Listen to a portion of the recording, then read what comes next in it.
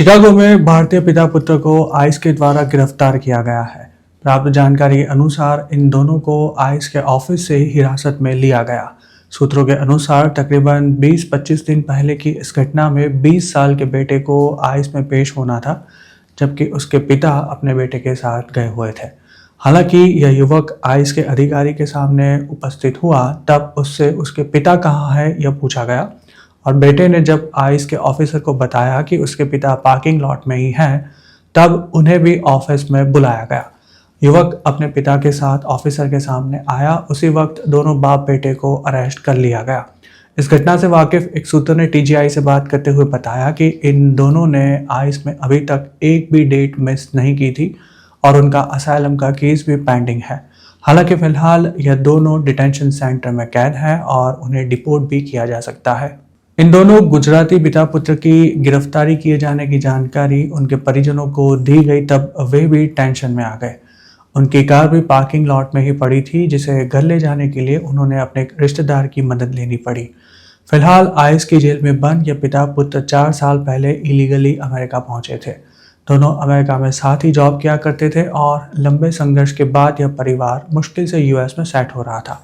हालांकि अब उनके भविष्य पर बड़ा प्रश्नार्थ खड़ा हो गया है, क्योंकि उन्हें जेल से छुड़ाने में बड़ा खर्चा हो सकता है और वकील को हज़ारों डॉलर फीस देने के बाद भी दोनों को रिहा किया जाएगा या नहीं, उसकी कोई भी गारंटी नहीं है। ऐसे भी जानकारी मिली है कि आइस के समक्ष उपस्थित होने से पहले इन पिता पुत्र ने अपने इमिग्रेशन लॉयर की सलाह भी ली थी। वकील ने उन्हें बताया था कि मौजूदा स्थिति में ऐसा करने में काफ़ी जोखिम है।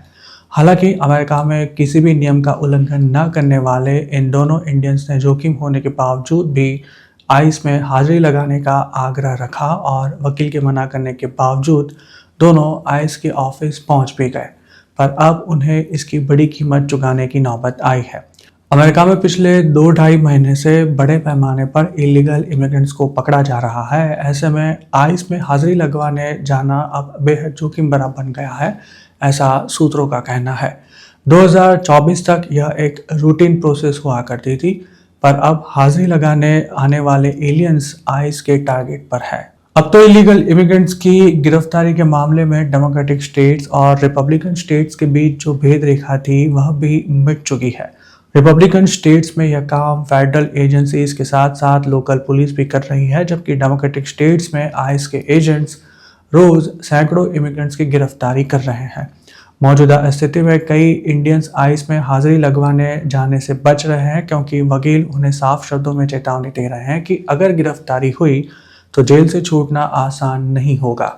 हर केस में ऐसा हो यह बिल्कुल ज़रूरी नहीं है, लेकिन किसकी गिरफ्तारी होगी और किसे छोड़ दिया जाएगा उस बारे में कुछ भी कहना मुश्किल है।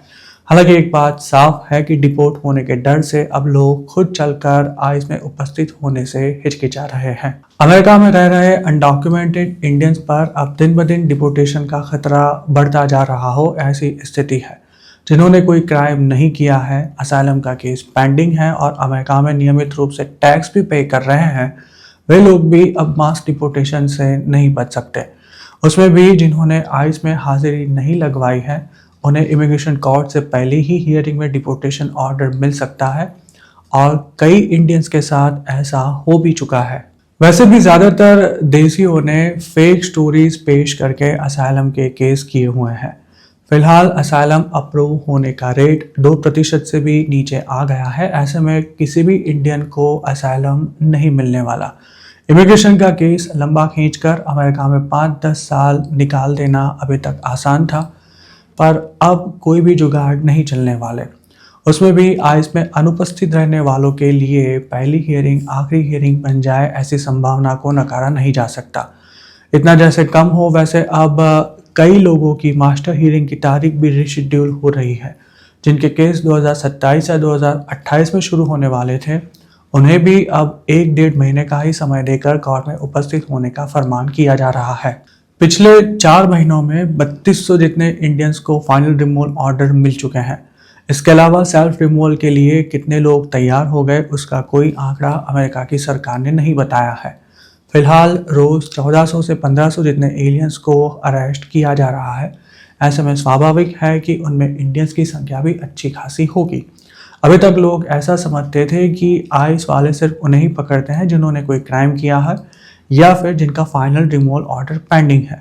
पर हकीकत यह है कि अब इमिग्रेशन एनफोर्समेंट का दायरा काफ़ी बढ़ चुका है और आइस किसी भी तरह इलीगल इमिग्रेंट्स तक पहुंच सकती है।